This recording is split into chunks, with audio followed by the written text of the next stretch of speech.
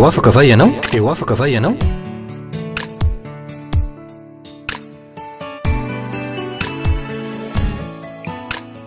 Fandarany iarana fiangonana Refy. Fiangonana Refy. Androndrakely. Eny ary tompoko, misaotra an'Andriamanitra hatranetrany isika fa noho ny fahasoavany sy ny fitiavany dia izao samy mbola velonaina somatsara izao isika tsiraray avy. Misaotra an'Andriamanitra ihany koa satria efa notahiny ianao ka izao afaka manaraka ny fandarana entiko amin'ity andro anio izao. Manaraka izany manolotra ny arahaba ho anareo rehetra tsiraray avy isam-batan'olona dia ianareo izay mahita sy mandray ahy amin'izao fotoana izao ny tenako. Hoy aho aminareo hoe amindra fo sy amela ny helokareo ane ny tompandriamanitra anio ka amonjy ny fanahinareo aman'ny olana misy eo amin'ny fiainanareo ary anasitrana anareo zay marary ihany koa. Hitondra ny afatra avy amin'Andriamanitra ho anareo aho ka dia hoy aho hoe eno tsara zany afatra izany fa hiantoka ny fiainanareo zany amin'izao faraparan'ny taona izao sy amin'ny taona ho avy zay horasintsika tsy ho ela iny zany. Eno tsara ary ny afatra tsy ho ela intsony dia hifarana ny taona 2024. Manoloana izany maro amin'ny olona tafiditra ao anatin'izany ny kristianina no kivikivy ary tsy manana fanentanana intsony ny ahita fiainana mamy sy tsara amin'izao faramparan'ny taona izao. Tsy manana tena souvenir izany intsony izy amin'izao faran'ny taona izao. Ambony izany efa resy tanteraka ihany koa izy ka na dia tsy mbola farana tanteraka aza ny taona dia ny mitanondrika sy ny mampiseho faharesena no hita eo amin'ny fiainana. Ny olona sasany azy moa dia mavita miteny teny toy izao hoe akoho tsy naneno tahak'izay, akoho tsy naneno ohatr'izay la nikary. Zany ny fomba fiteniny manoloana andreo olana zay tsy nahitany vahaolana mihitsy nandrisi nyity taona ity na nandrisi ny taona maro.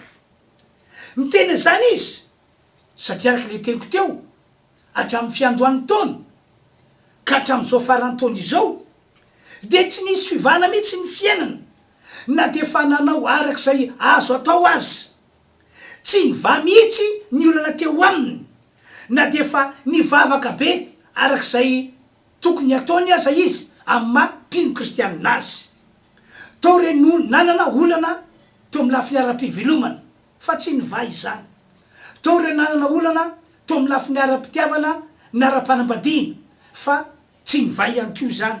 Tao re nanana olana tamin'ny lafiny zavatra maro ka zay nataony rehetra dia tsapany hoe tsy nisy nety fa nandamoka sy maty akaranany avokoa.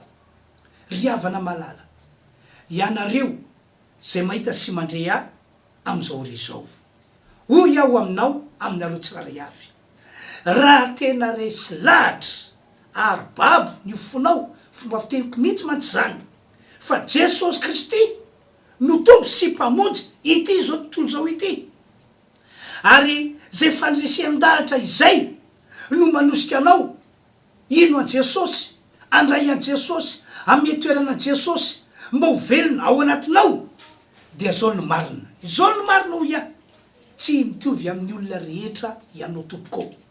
Tsy mitovy amin'ny olona rehetra ianao eo mason'Andriamanitra. Ohatra kaiky ity ambarako ity, ianao manana an Jesosy fa izy tsy manana. Ny toerana metran'Andriamanitra anao dia atao hoe zanak'Andriamanitra fa izy kosa zanak'izy. Araka ny voalasan'ny Baiboly dia olon'Andriamanitra no ilazana anao anareo zay fa nino an Jesosy na ndray an Jesosy na mety toerana an Jesosy fa ny hafa kosa toerana tantakiny ahoana no ilazan'Andriamanitra azy. Araka ny voalazan'ny Isaia 7:5 dia ho Baiboly hoe efa vita n'Andriamanitra tompoka vatsa eo an-tanany ianao fa ny hafa kosa ahoana no ilazan'Andriamanitra ny aminy.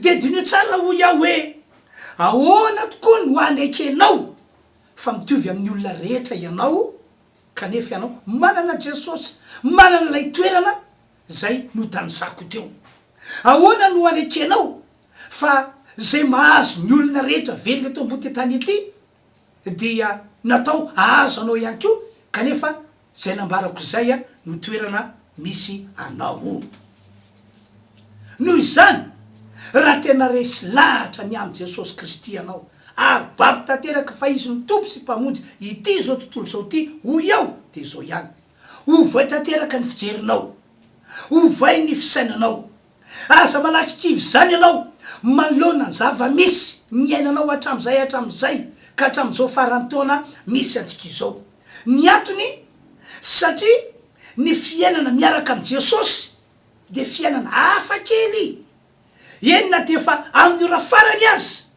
de mbola afaka mamaolana Jesosy afaka mamonjy Jesosy afaka mitady Jesosy afaka manao fakagana Jesosy manaraka zany na dia tsy nisy nety aza ny nataonao tamin'ity taona ity nandamoka sy mantiakarany avokoa ny nataonao hatram'izay de tsy voatery ho tahaka zany akory zavatra tranga am'izao farany taona izao samin'iny taona ho avy taona 20 sy 2020 ny fiainana miaraka amin'ny Jesosy matsy de tsy mba fiainana midina raisy teny zay tsy mba fiainana midina fa na fiainana mitokana fa fiainana miakatra misy niady fa izao tsy maintsy mivoko mpandresy anao no izy no Jesosy Kristy tsy diso mihitsy tenin'Andriamanitra ao amin'ny Korintiana voalohany ao toko fa 12 andefa fito amby 20 manao hoe hoy Paoly isaorana ny Andriamanitra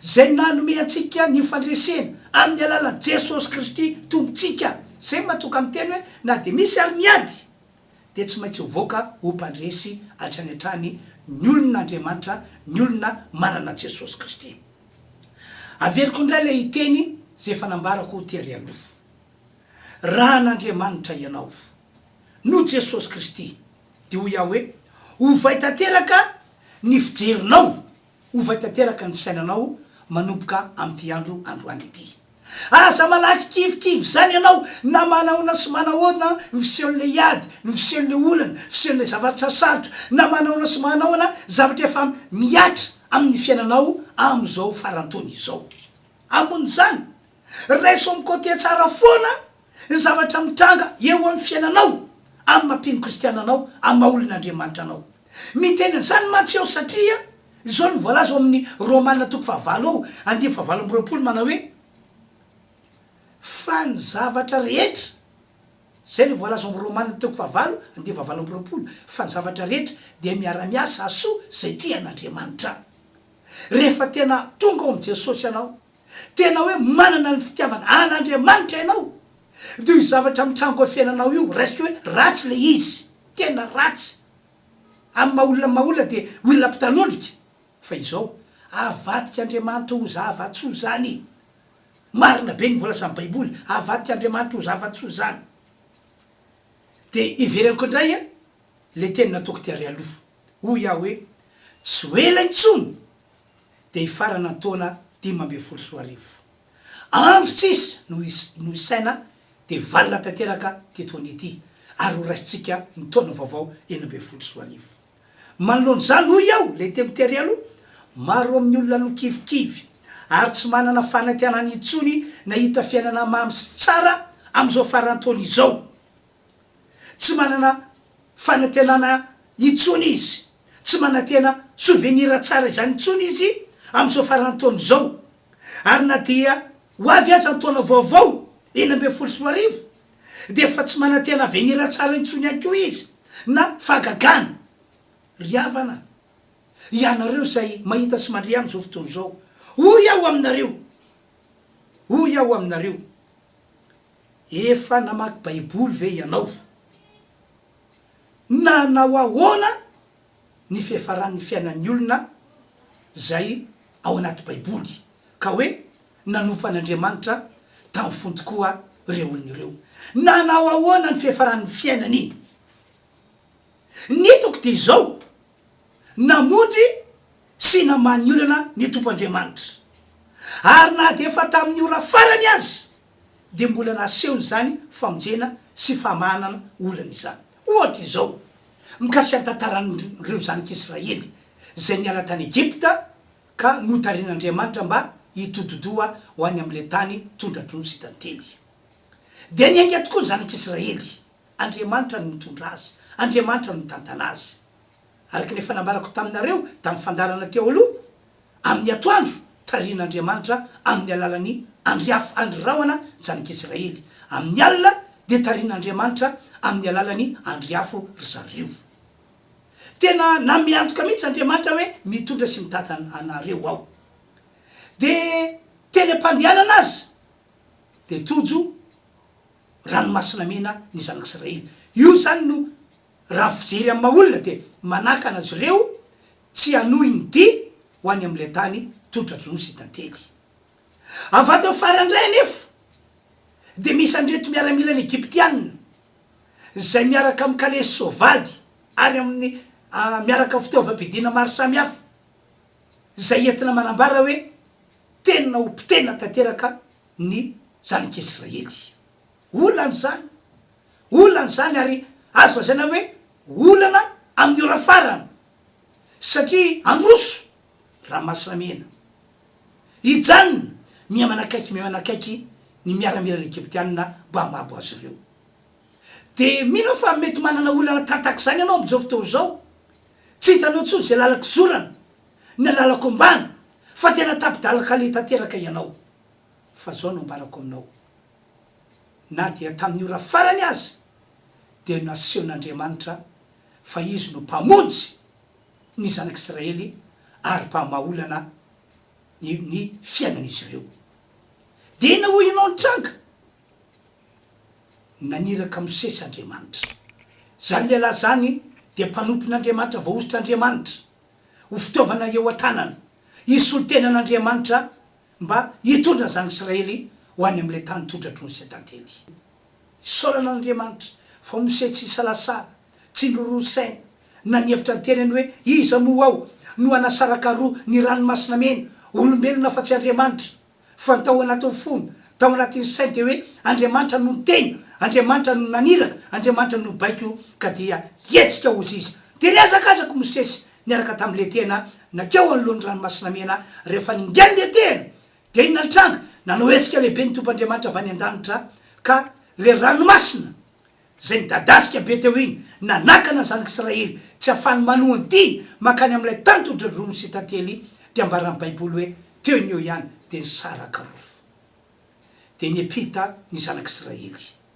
Ary reto miaramila ny Egyptiana kosa nandroso any mba hisambotra zanak'Israely mba mabo zanak'Israely de ambaran'ny baiboly hoe nolevonin'Andriamanitra tao anatin'ilay ranomasina mena satria naverin'Andriamanitra tam'lohany iray le ranomasina mena rehefa tafita zanak'Israely ka ny Egyptianina tratra farany de maty tao daholo.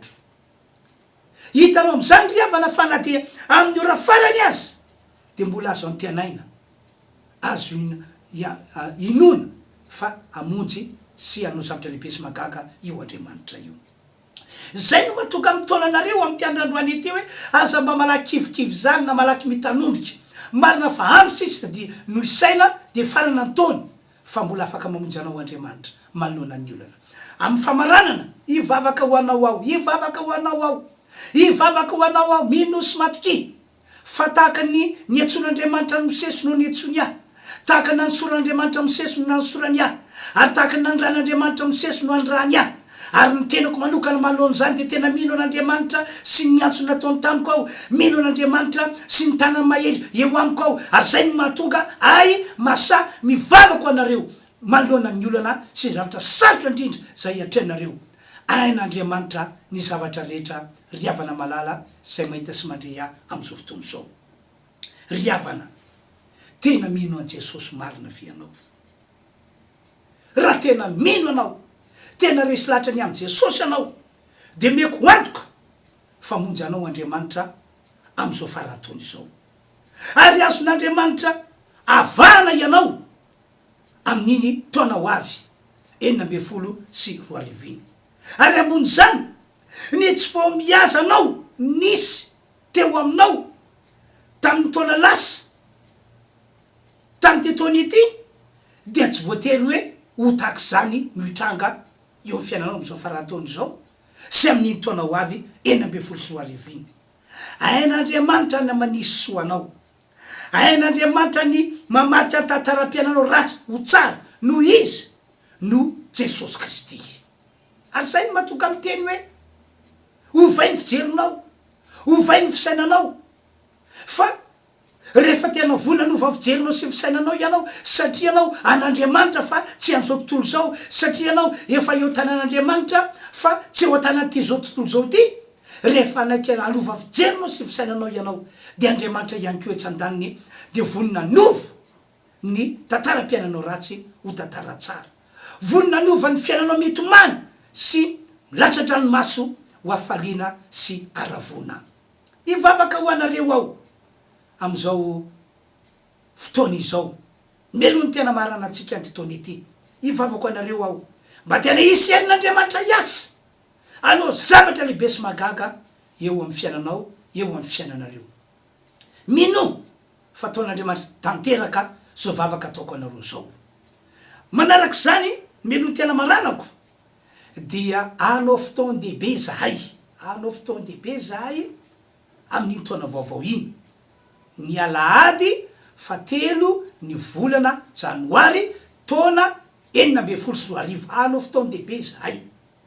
Io fotoana dehibe io dia tsy inona akory fa hitsodrano anareo zay mivady, hitsodrano anareo ny tenako, hitsodrano ny olona rehetra zay ho avy amonjy an'io fotoana io ao, satria ny finoko dia nitsodrano zay itsofako rano olona amin'io alahady 7 ny volana janoary io, alahady maraina izy io, dia ho raisin'Andriamanitra tahaka ny teniny ka ho amarin'Andriamanitra ka ataon'Andriamanitra hiantoka ny fiainan'ny olona amin'iny taona ray mantolo 14 iny.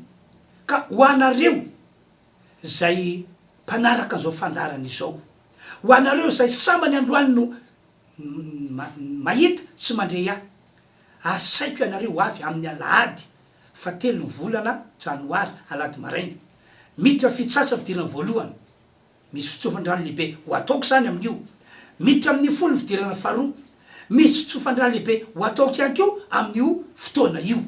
Ka dia hoento ny vady aman-janaka ilazao ny havana matsakaizy tomin'ny olona mba ho avy amonjy an'io fotoana dehibe io, fa raha nasony hafa nasony olona nitsodrano zay efa nataoko hatramin'izay dia inoko fa asoanao, asoanareo mianakavy ihany koa, ka raiso hoe Andriamanitra efa miantso anao ho amin'ny fahasoavana mandritry ny taona vaovao 14 iny zao afatra entiko ho anareo izao. Matoky isika fa hiasa Andriamanitra amin'ity androandroany ity, ka dia andao hivavaka isika, anokana fotoana lavalava hivavahana isika, ka dia apetrao fonao ny tananao na mandoly mihitsy anao anatin'ny tranonao ao, fa hivavako anareo ao mba hisy zavatra lehibe sy magaga ho ataon'Andriamanitra amin'izao farantony izao. Raiso hoe zao ny ora farany nahazo zanaky Israely teo alohan'ny ramasamena sy ny Egyptianina, fa inona ny tranga ho ia? Famonjena, fakagana, fitahina.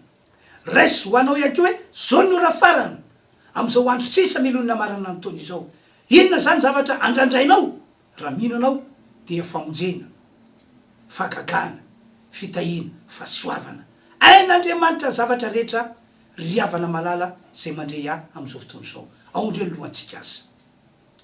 Ry Andriamanitra raiko malala, raiko masina zay ny an-danitra, misotranao noho ny fahasoavanao lehibe sy ny famindraponao ary ny fitiavanao, ka nomenao tombonandro avelomana izay hatramin'izao farantony izao, ka natratra zao andro vitsivitsy milony marana ny taona izao, dia raina sy omena voninahitra ny anao ny amin'izany fahasoavana izany. Ary mino zahay fa tsy andalo fotsiny ty taona 2024 ity, fa andreo olona zay mino an Jesosy, resy lahatra ny amin'ny Jesosy, babiny amin'ny Jesosy, ka nanome toerana an Jesosy ao anatiny, nanome toerana an Jesosy mba ho velona ao anatiny.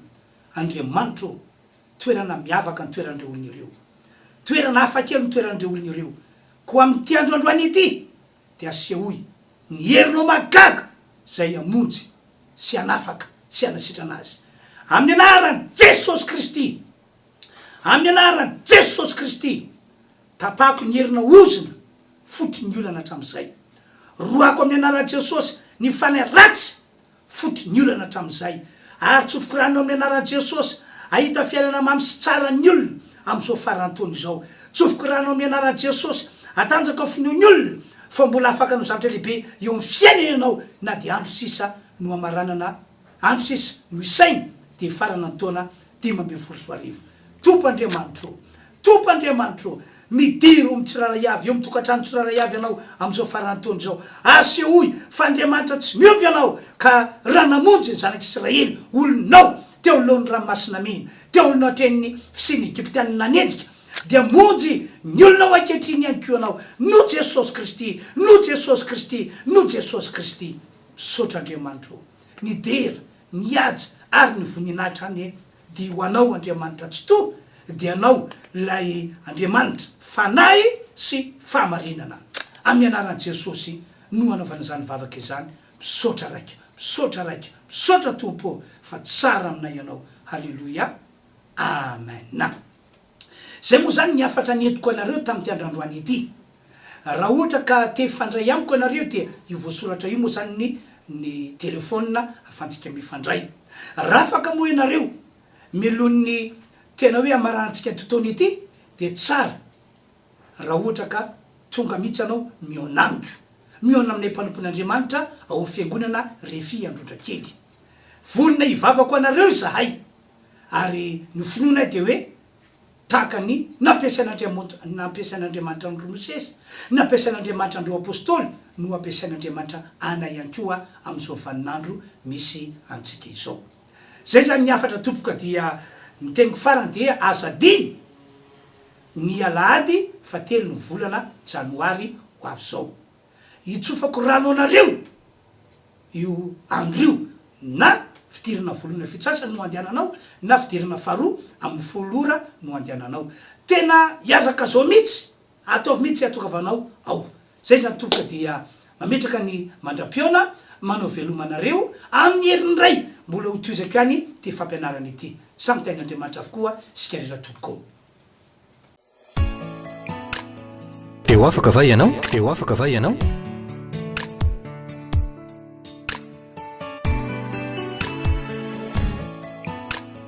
Fandaharana iarana fiangonana Refy Androndrakely.